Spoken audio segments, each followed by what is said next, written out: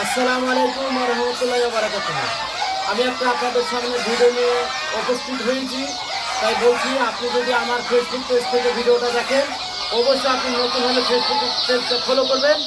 আর যদি আপনি আমার ইউটিউব চ্যানেল থেকে দেখেন, যদি আপনি ইউটিউব চ্যানেলে নতুন হয়ে থাকেন, অবশ্যই আপনি আমার ইউটিউব চ্যানেলে সাবস্ক্রাইব করে রাখবেন। তো বন্ধু, আমি আজকে যে ভিডিওটা নিয়েছি, দেখেন গরমের সময়তে যে বাচ্চাগুলো বোর্ডিংয়ে কীভাবে রাখতে হয় সেই বিষয়ে আপনাদের সামনে আমি আজকে আলোচনা রাখবো। খুব সীমিত, ভিডিওটা টানবেন না, পুরো ভিডিওটা দেখবেন। দেখার পরে আপনি সেটা বিশ্লেষণ করার পরে যদি ভালো লাগে একটা কমেন্ট করবেন, তারপরে লাইক করবেন। কিন্তু পুরো ভিডিও না দেখে আপনি আজে বাজে মন্তব্য বা কমেন্ট করবেন না। যদি আপনি সঠিক ফার্মার হন, অবশ্যই ভিডিওটা দেখবেন। তো বন্ধু, আমাদের কাছে যারা বাচ্চা নেয় বা আমাদের মতন বিভিন্ন ফার্মারের কাছে যারা বাচ্চা নেয়, যেসব ফার্মাররা আছে, তারা অল্প কিছু বাচ্চা নেয় আর বিরাট বড় এরিয়া জায়গা রেডি করে সেখানে বাচ্চা ছেলে এটা ফুটবল খেলতে। তাই বলি বন্ধু, যদি আপনি বড় ধরনের বোর্ডিং বানিয়ে দেন, ফুটবল খেলতে দেন, কিন্তু আপনার বাচ্চা ঠিকঠাক থাকবে না। এটা পোলট্রি বা ব্রয়লার বাচ্চা না, এটা হচ্ছে সোনালি বাচ্চা। তাই আপনাকে চেষ্টা করতে হবে সেই বাচ্চার পরিমাণ অনুযায়ী, যতটা পরিমাণ আপনার জায়গা লাগবে সেই জায়গা অনুযায়ী আপনাকে রেডি করতে হবে। তাই বলি, আজকে আমাদের এখানে যে বাচ্চাগুলো রাখা আছে, দেখেন অনেক বন্ধু কমেন্ট করতে পারেন যে আপনি যে জায়গাটা বাচ্চাটা রেখেছেন সেই জায়গাতে তো বাচ্চা প্রচুর গ্যাদারিং হচ্ছে। আপনি বলবেন না বন্ধু, গ্যাদারিং না, বাচ্চাটা এইভাবেই থাকবে। প্রতিদিন আপনাকে সকালবেলা এখানে পেপার পাতা আছে, পেপারটাকে তুলতে হবে। তোলার পরে এই চিপকটগুলো আস্তে আস্তে ছোটো ছোটো করে বাড়াতে হবে। প্রতিদিন পেপার চেঞ্জ করবেন, প্রতিদিন জায়গা বড় করবেন। কেন? বাচ্চা আপনার প্রতিদিন একটু একটু করে বড় হবে, প্রতিদিন আপনাকে একটু একটু জায়গা বড় করতে হবে। 1 নম্বর। 2 নম্বর হচ্ছে খাবার যে দেওয়ার জায়গাটা, সেই খাবারের জায়গাগুলো আপনাকে পেপারে খাবার খাইতে হবে 7 থেকে 10 দিন। তারপরে যেখানে পানি দেওয়া আছে, দেখেন পানির তলে কিন্তু স্ট্যান্ড লাগানো আছে। আপনারা স্ট্যান্ডের ওপরে কিন্তু পানির জায়গাগুলো রাখবেন। যদি আপনি স্ট্যান্ডের ওপরে পানির জায়গা না দেন, তাহলে বাচ্চা কিন্তু মুখ ভরে ভরে পানি খাচ্ছে, সেই পানিটা কিন্তু পড়বে আপনার লিটারে। যখন লিটারে পানি পড়বে তখন কিন্তু সেই জায়গাটা ভিজবে।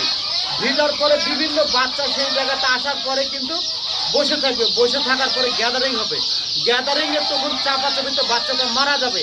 যে বাচ্চাটা তলে ভিজে যাবে সেই বাচ্চাটা অসুস্থ হয়ে যাবে। তাই বলি বন্ধু, আপনারা চেষ্টা করবেন ঠিকঠাক পরিমাণে জায়গাগুলো আপনি যেন আপনাকে স্ট্যান্ডগুলো দেন। তারপরে আরেকটা কথা বলি, বাচ্চাদের লাইট এখন গরমের সময় দেখেন লাইটগুলো কিন্তু আমরা উঁচু করে দিয়েছি।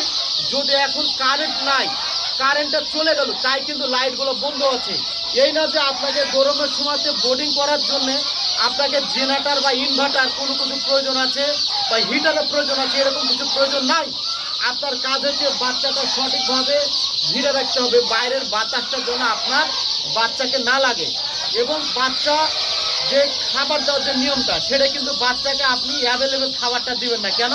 অ্যাভেলেবেল যদি আপনি খাবারটা দিয়ে দেন, সেখানে কী হবে জানেন? অ্যাভেলেবেল খাবারটা দিয়ে দিলে ওরা কিন্তু খাবে, খাওয়ার পরে ওদের পায়খানা হয়ে যাবে, বাচ্চাটা এক জায়গায় চুপ করে থাকবে। তাই বলি, আপনি ধীরে ধীরে খাবারটা বাড়ান। অল্প অল্প খাবার দিবেন, অল্প অল্প খাবে, আবার দিবেন, আবার খাবে, আবার দিবে। আপনার খাবার খরচাও কম হবে, খাবারটা নষ্টও কম হবে।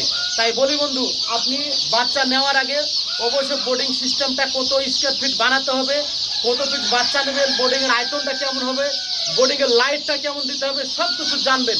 জানার পরে আপনি সেই বোর্ডিংটা রাখবেন। অবশ্যই আমি ভিডিওটা বড় করছি না, ভিডিওটা যদি ভালো লাগে অবশ্যই একটা শেয়ার করে দেবেন। তাই বলি বন্ধু, আমাদের ঠিকানা, আপনারা যারা আমাদের ঠিকানা বা আমাদেরকে যোগাযোগ করেন, আপনার ঠিকানা বলা নাই, নাম্বারটা বলা নাই, তা আপনাদেরকে আমি বলি, আমার ঠিকানা হচ্ছে পশ্চিমবঙ্গের মুর্শিদাবাদ জেলা। আমার বাড়ি হচ্ছে রানীনগর থানার ডেপুটিপাড়া গ্রাম। আমার মোবাইল নাম্বার হচ্ছে 9734071612।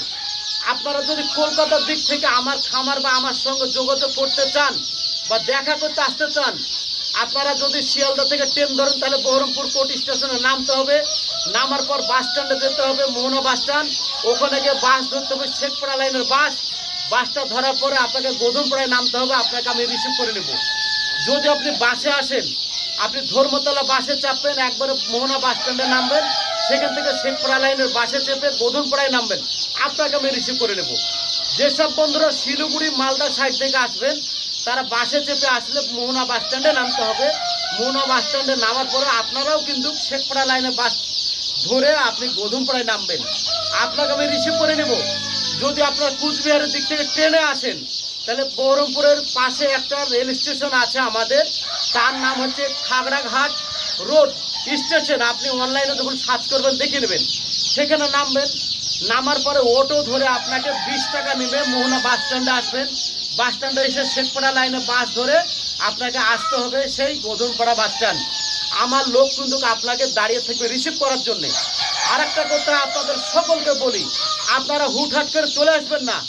আমরা ব্যবসায়ী মানুষ, বিভিন্ন সময় বিভিন্ন জায়গায় ব্যস্ত থাকি। তাই আপনাদেরকে বলি, আমার স্ক্রিনে দেওয়া নাম্বারে আপনারা যোগাযোগ করবেন, কন্ট্যাক্ট করবেন। কন্ট্যাক্ট করার পরে যেদিন আপনাকে ডেট দেবো সেই দিন আপনি আসবেন। এবং আপনাদেরকে বলি, আপনারা অনলাইনে যদি বুকিং করেন, বুকিং করার পরে যেই দিন আপনাকে ডেট দেবো সেই ডেটে কিন্তু আপনাকে বাচ্চা নিতে হবে। আপনারা ডেট কিন্তু চেঞ্জ করবেন না। তাই বলি বন্ধু, আমাদের সঙ্গে আসবেন, জানবেন, বুঝবেন। বুঝার পরে যদি ভালো লাগে ব্যবসা করবেন, তারপরে বাজে মন্তব্য করবেন। ভিডিওতে বাজে মন্তব্য করার পরে আপনি কমেন্ট করবেন না, জানার পরে কমেন্ট করবেন। তাই বলি বন্ধু, মনে কিছু দুঃখ নেবেন না, ভালো থাকবেন, সুস্থ থাকবেন। আসসালামু আলাইকুম ওয়া রাহমাতুল্লাহি ওয়া বারাকাতুহু।